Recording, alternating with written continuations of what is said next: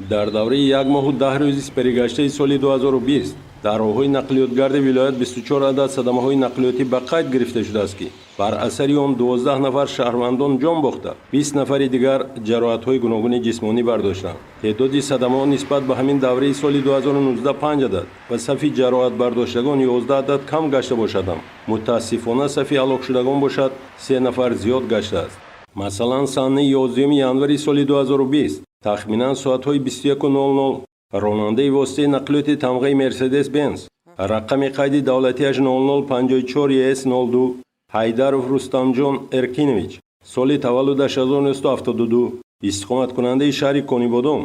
ҳангоми ҳаракат дар километри 18-уми роҳи нақлиётгарди Конибодом Хуҷанд дар ҳудуди деҳаи Шурқурғони шаҳри Конибодом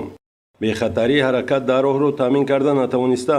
велосипедрон Саидахматов Ахадҷон Тухтаевич соли таваллудаш 1991 сокини шаҳри Конибодомро ки дар як самт ҳаракат мекард пахш кардааст. дар натиҷа Саидахматов Ахадҷон ҷароҳатҳои вазни ҷисмонӣ бардошта, пас аз дастрас намудан ба беморхонаи марказии шаҳри Конибодом ба ҳалокат расидааст. оиди ҳодисаи мазкур аз тарафи шӯъбаи тафтишотии раёсати вазорати корҳои дохилии ҷумҳурии Тоҷикистон дар вилояти Суғд